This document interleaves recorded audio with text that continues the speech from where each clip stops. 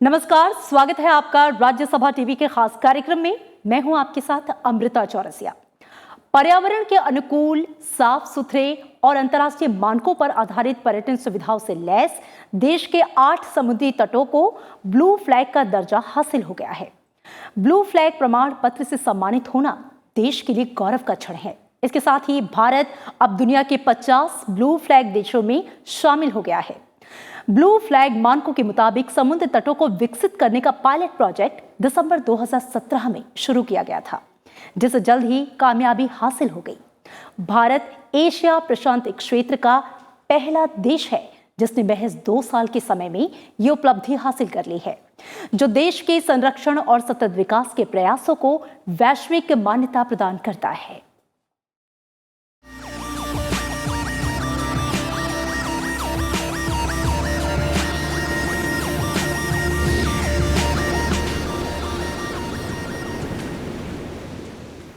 Blue flag beach को दुनिया में सबसे साफ समुद्र तट माना जाता है।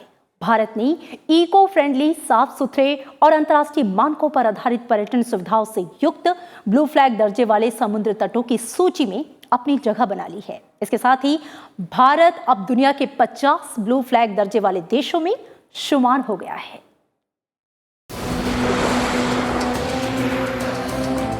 देश के 5 राज्यों और 2 केंद्र शासित प्रदेशों में स्थित 8 समुद्र तटों को ब्लू फ्लैग प्रमाण पत्र मिलना गौरव की बात है। भारत के तटों को ब्लू फ्लैग प्रमाण पत्र देने का फैसला एक अंतर्राष्ट्रीय निर्णायक समिति ने किया, जिसके सदस्यों में यूएनईपी, यूएएन, डब्ल्यूटीओ, एफईई और आईयूसीएन शामिल हैं।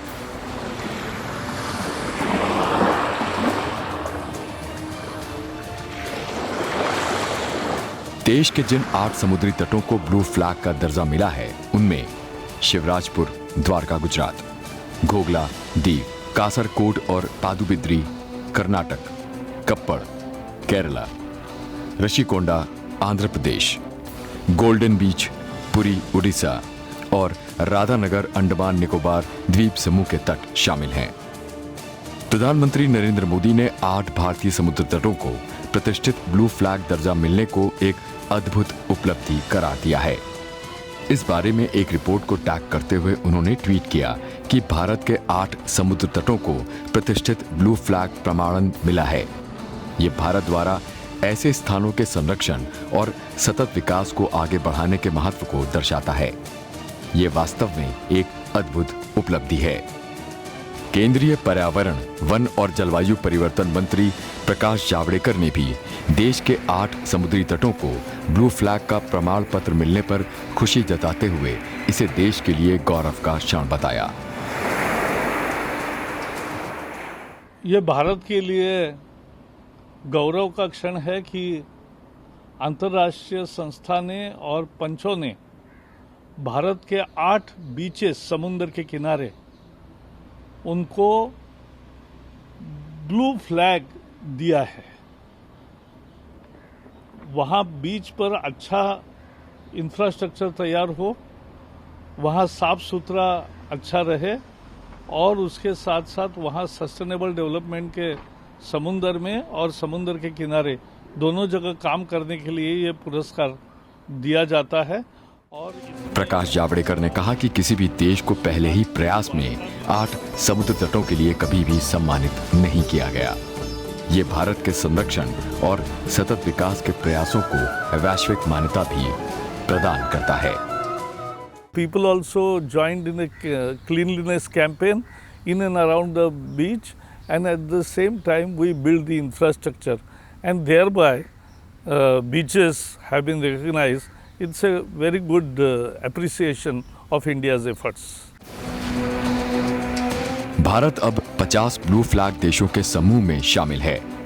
अगले 5 वर्षों में देश में 100 ऐसे समुद्र तटों के लिए ब्लू फ्लैग सम्मान प्राप्त करने की योजना बनाई जा रही है।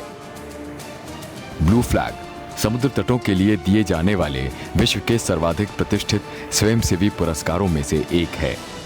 ब्लू फ्लैग के लिए क्वालिफाई करने के लिए पर्यावरण, शैक्षिक, सुरक्षा और सुगमता के अनेक मानदंड पूरे करने होते हैं।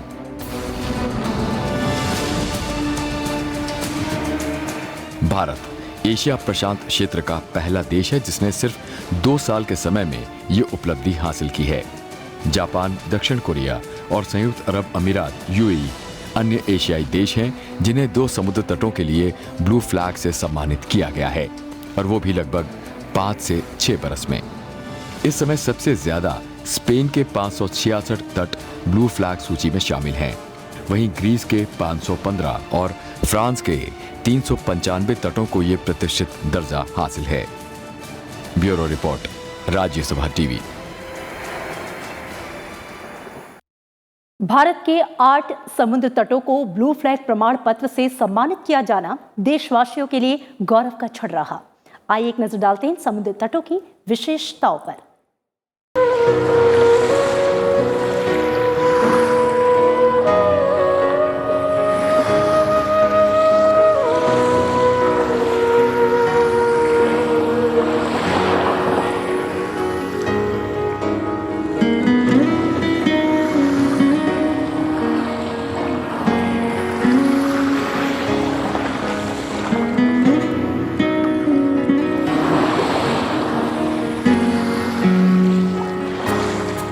भारत के 8 समुद्र तटों को प्रतिष्ठित अंतर्राष्ट्रीय प्रमाणन ब्लू फ्लैग दिया गया है।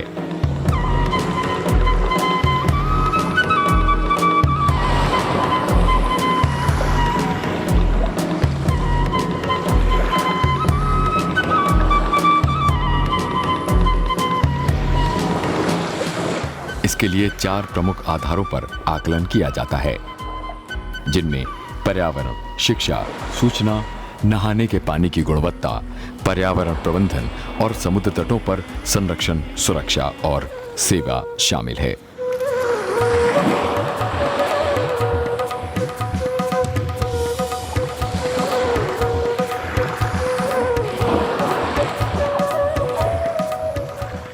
चार मेजर क्राइटेरिया को 33 पूरे क्राइटेरिया में बांटा गया है, उसमें पॉइंट्स देती है। ये जो 4 मेजर क्राइटेरिया है, ये है पर्यावरण की शिक्षा और उसकी सूचना, देन आपका पानी की क्वालिटी और आपका जो पर्यावरण का जो ओवरऑल मैनेजमेंट और उसका कंजर्वेशन और सुरक्षा और क्या क्या सुविधाएं बीच में मिल रही है। तो इसके बेसिस पे और भारत जो है वो इसको जीत के अभी पहले 50 देशों में आ गया है और इसके 8 बीचेस को ब्लू फ्लैग मिल गया है।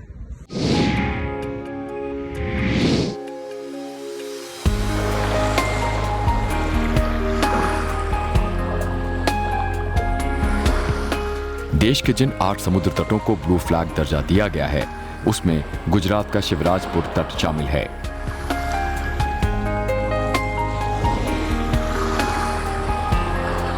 द्वारका से करीब 11 किलोमीटर दूर शिवराजपुर तट हमेशा से सैलानियों के आकर्षण का केंद्र रहा है। सभी सुविधाओं से लैस इस तट को अब अंतर्राष्ट्रीय स्तर के ब्लू फ्लैग बीच का दर्जा हासिल है।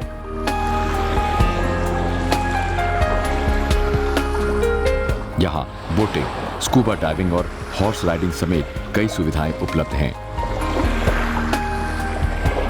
शिवराजपुर तट पर सफेद रेत और स्वच्छ नीला पानी यहाँ की सुंदरता में 4 चांद लगा देता है।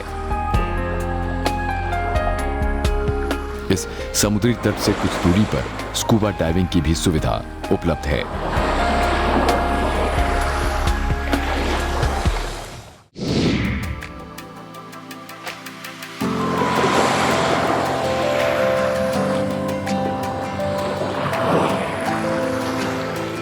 घोगला तट।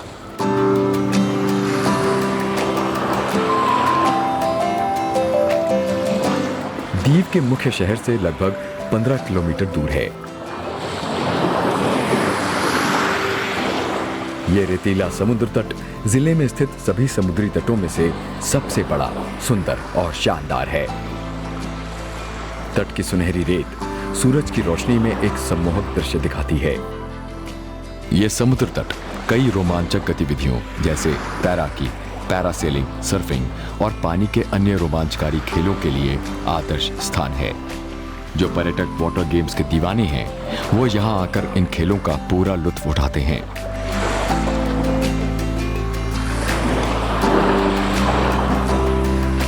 प्रकृति की गोद में शांत, एकांत और सौहार्द से समय गुजारने की ख्वाहिश रखने वाले पर्यटकों के लिए दीव का घोगला तट बेहतरीन है। तट से मछली पकड़ने वाले गांव, गिरजाघरों और किलों का विहंगम दृश्य दिखाई देता है। पर्यटकों के लिए यहाँ हर तरह की सुविधा उपलब्ध है, जिसकी वजह से सैलानी दीव की हसीन यादों को अपने साथ समेटकर ले जा सकें।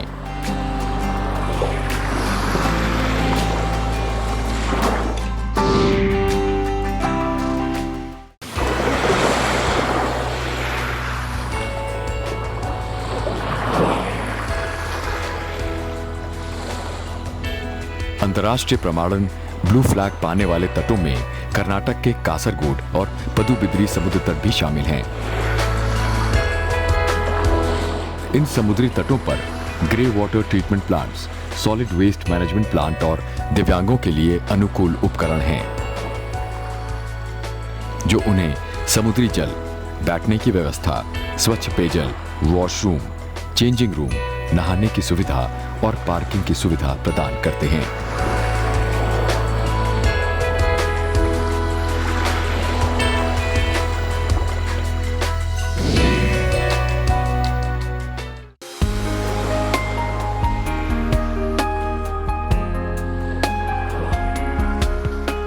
केरल के कप्पड़ तट का ऐतिहासिक महत्व है।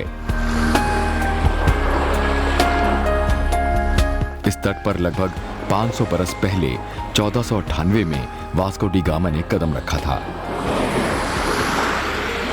पहाड़ और चट्टानें इसके आकर्षण में इजाफा करते हैं। समय समय पर यहाँ प्रवासी पक्षी भी देखे जा सकते हैं। ये तट खूबसूरत और मनमोहक आबोहवा से पर्यटकों का मनोरंजन करता है, इसलिए ये सैलानियों के बीच खासा लोकप्रिय है। पर्यटक यहाँ बोटिंग और जेट स्की जैसे रोमांचक गतिविधियों का भी आनंद उठा सकते हैं।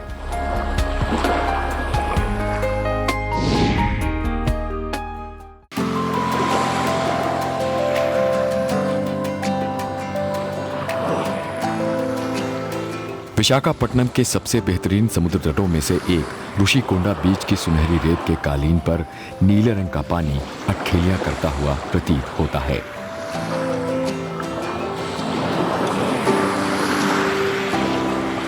पूर्वी घाट की पहाड़ियों के बीच ये क्षेत्र पर्यटकों को सुखद अनुभव प्रदान करता है।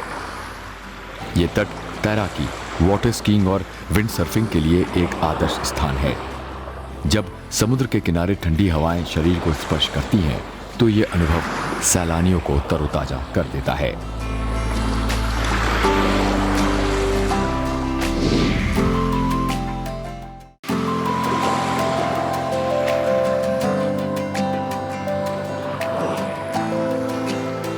ओडिशा में पुरी का गोल्डन तट बंगाल की खाड़ी के किनारे पुरी शहर का एक लोकप्रिय पर्यटन आकर्षण है।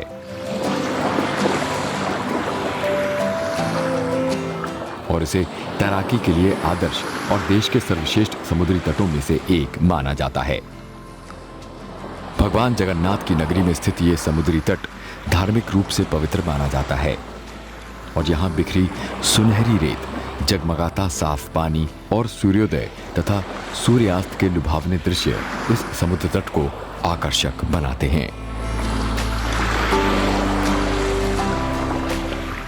पुरीर पवित्र बेलाभूमि को अंतरराष्ट्रीय बेलाभूमिर मान्यता जो ब्लू फ्लैग बीच कह जाए सेटा मिली से मु समस्त को हृदय शुभेच्छा जनाऊँगी, बहुत बहुत कंग्रेचुलेसन जनाऊँगी।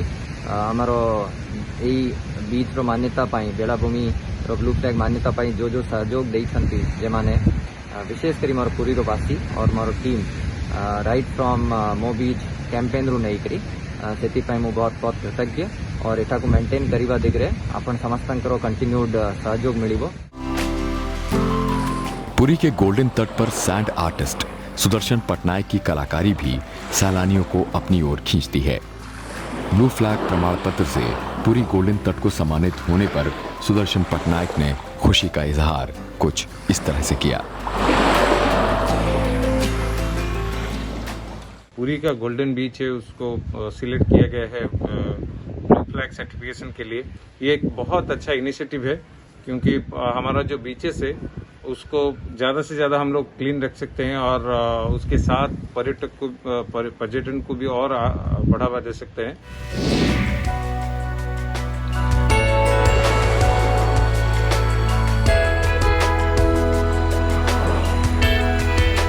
अंडमान निकोबार का राधानगर समुद्र तट विदेशी सैलानियों की पहली पसंद माना जाता है।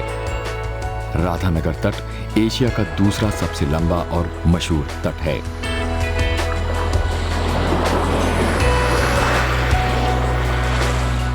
दो किलोमीटर लंबे और औसतन 30 से 40 मीटर चौड़े राधानगर तट को टाइम मैगजीन ने एक सर्वे में एशिया का सबसे बेहतरीन समुद्र तट करार दिया है। कैंपिंग सुविधा वाले राधानगर तट के पवित्र अछूते तट अत्यंत सुंदर हैं और सभी प्रकृति प्रेमियों और सैलानियों के लिए आकर्षण का केंद्र हैं। राधानगर तट पर उजली रेत, लंबे पेड़ और सामने से लगातार आती समुद्र की लहरें ऐसा नजारा बनाती हैं कि आप उसमें डूबे बिना नहीं रह सकते। Bureau report, Rajya Sabha TV. Blue flag certificate मिलने के बाद देश के 8 समुद्र तट अब अंतर्राष्ट्रीय मानकों के अनुरूप हो गए हैं। अब देशी विदेशी सैलानी इन समुद्री किनारों का लुत्फ और बेहतर ढंग से उठा सकेंगे। पर्यावरण मंत्रालय ने देश में ब्लू फ्लैग बीच के मानकों के मुताबिक समुद्री तटों को विकसित करने का जो पायलट प्रोजेक्ट है वो दिसंबर 2017 में शुरू कर दिया था।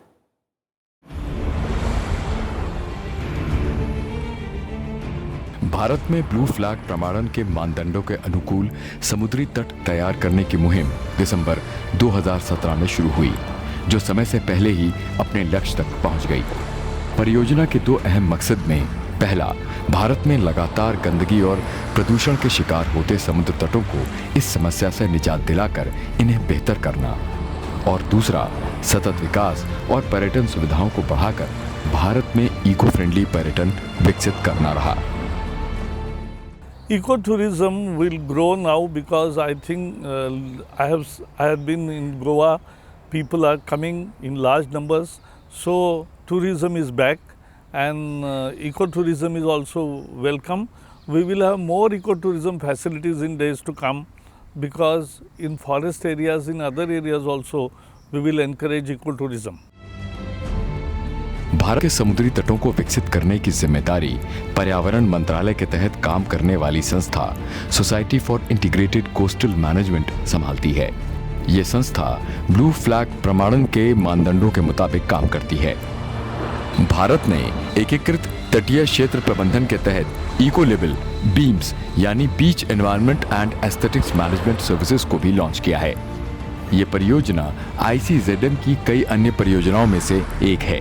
बीम्स ने 10 बीचों के लिए एक कार्यक्रम बनाया। वो कार्यक्रम ये बनाया कि प्रोजेक्ट क्या होगा, कौन कौन से ऐसे कार्य होंगे जो वहाँ किए जाएंगे जो ब्लू फ्लैग स्टैंडर्ड को मीट करेंगे। जब ये कार्यक्रम बन गया उसके बाद काम शुरू हुआ। प्रोजेक्ट मैनेजमेंट कमिटीज़ बनी, प्रोजेक्ट मैनेजमेंट कमेटी ने काम शुरू किया, और जब ये काम पूरा हुआ फिर हम लोगों ने एक भारत में बेस्ड जूरी की स्थापना की जिसमें क्रेडिबल नाम थे, और उस जूरी ने पूरे प्रोसेस को एग्जामिन किया और रेकमेंड किया। उस रिकमेंडेशन के बाद ये डेनमार्क गया और फिर वहाँ से ये सर्टिफिकेशन प्राप्त हुआ। बीम्स कार्यक्रम का उद्देश्य तटवर्ती क्षेत्र के जल को प्रदूषित होने से बचाना, तटों पर समस्त सुविधाओं का सतत विकास करना, तटीय इको व्यवस्था और प्राकृतिक संसाधनों की सुरक्षा और संरक्षण करने के साथ साथ स्थानीय प्रशासन और अन्य भागीदारों के बीच स्वच्छता और वहां आने वालों के स्वास्थ्य और सुरक्षा का तटीय पर्यावरण और नियमों के मुताबिक पालन सुनिश्चित करने को प्रेरित करना है। कार्यक्रम का लक्ष्य प्रकृति के साथ तटीय मनोरंजन का विकास करना है। जलवायु परिवर्तन और जो SDG गोल्स हैं इसका ये अभिन्न अंग है।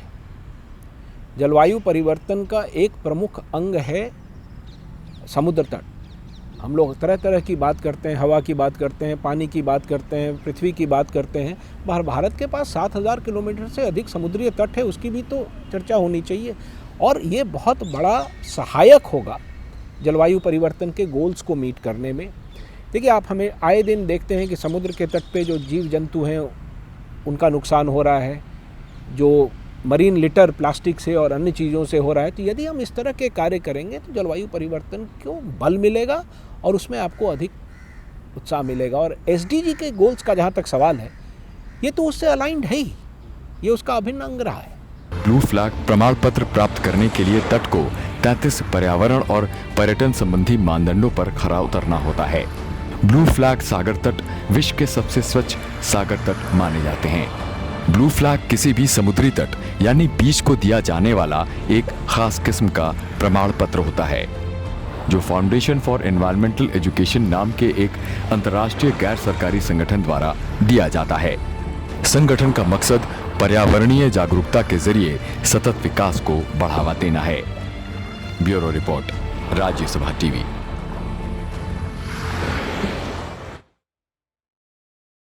समुद्र तटों को पर्यावरण हितैषी बनाने के लिए ब्लू फ्लैग कार्यक्रम को पेरिस से शुरू किया गया था और लगभग 2 साल के भीतर ही यूरोप के करीब सारे समुद्र तटों को इस तमगे से नवाजा गया।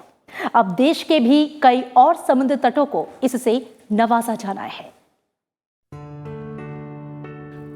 दुनिया के समुद्री तट हमेशा से लोगों के लिए आकर्षण का केंद्र रहे हैं। हर साल बड़े पैमाने पर लोग ऐसी जगहों पर घूमने आते हैं, समुद्र किनारे मौज मस्ती करते हैं।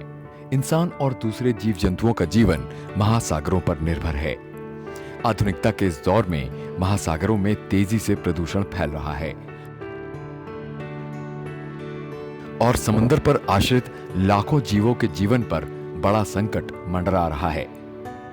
दुनिया भर में महासागरों में इस समय कई मीट्रिक टन कचरा तैर रहा है।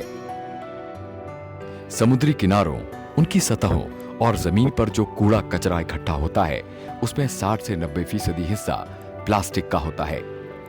परिणाम स्वरूप 800 से भी ज्यादा समुद्री प्रजातियों के वजूद के लिए बड़ा खतरा है। इनमें से 15 प्रजातियां विलुप्ति के कगार पर हैं। मछलियों के सेवन से इंसानों के शरीर में भी प्लास्टिक के कण पहुंचते हैं, जो आगे चलकर हानिकारक साबित होते हैं। पिछले 20 वर्षों के दौरान प्लास्टिक के बारीक कणों और सिर्फ एक बार ही इस्तेमाल होने वाले प्लास्टिक को फेंके जाने से यह समस्या और भी ज्यादा गंभीर हो गई है। प्लास्टिक प्रदूषण बड़ी समस्या है, लेकिन माइक्रो प्लास्टिक की समस्या उससे भी कहीं ज्यादा भयानक। एक अनुमान के मुताबिक समुद्री तल पर करीब 1.4 करोड़ माइक्रो प्लास्टिक मौजूद है। संयुक्त राष्ट्र पर्यावरण कार्यक्रम ने 2017 में स्वच्छ समुद्र अभियान शुरू किया, जिसके तहत सिर्फ एक बार इस्तेमाल होने वाले प्लास्टिक और उसके बारीक कणों से निपटने के लिए विश्व स्तर पर मुहिम शुरू करने का आह्वान किया गया। समुद्री जीवों को प्लास्टिक से बचाने के लिए दुनिया के तमाम संगठन प्रयासरत हैं। समुद्र तटों और बंदरगाहों के लिए ब्लू फ्लैग कार्यक्रम भी इसी कड़ी का हिस्सा है। ब्लू फ्लैग कार्यक्रम एक अंतर्राष्ट्रीय गैर सरकारी गैर लाभकारी संगठन फाउंडेशन फॉर एनवायरमेंटल एजुकेशन की ओर से चलाया जाता है। ये 1985 में फ्रांस में शुरू हुआ और 1987 से यूरोप में लागू किया गया। So this is something we brought to the country and I'm very proud of that. Additionally, because of the blue flag criteria and the bathing water quality requests we had, a lot of municipalities had to look at their sewage system and invest in that to make sure that the water would be safe. So I think that's one of the greatest achievements of Blue Flag, along others of course, but I think that's a good example. कार्यक्रम के जरिए समुद्र तट को plastic मुक्त, गंदगी मुक्त, ठोस अपशिष्ट प्रबंधन से लैस करने, सैलानियों के लिए साफ पानी की उपलब्धता सुनिश्चित करने, अंतर्राष्ट्रीय मानकों के मुताबिक पर्यटन सुविधाएं विकसित करने और समुद्र तट के आसपास पर्यावरणीय प्रभावों के अध्ययन की सुविधाओं से लैस करना होता है। It was heavily supported by the EU from the start in 1987 because the EU 9 years or 11 years before had the Bathing Water Directive, which was not implemented by the countries. And the EU saw the blue flag as the stick and the carrot at the same time to implement this Bathing Water Directive. So the EU supported very, very much. किसी भी देश के समुद्री तट को ये certificate के लिए आधार निर्धारित किए गए हैं। ऐसे लगभग 33 स्टैंडर्ड हैं जिन्हें ब्लू फ्लैग प्रमाणन के लिए पूरा किया जाना आवश्यक है। Bureau report, Rajya Sabha TV. देश के बेहतरीन समुद्र तटों पर आधारित ये था हमारा खास कार्यक्रम। दीजिए इजाजत, नमस्कार।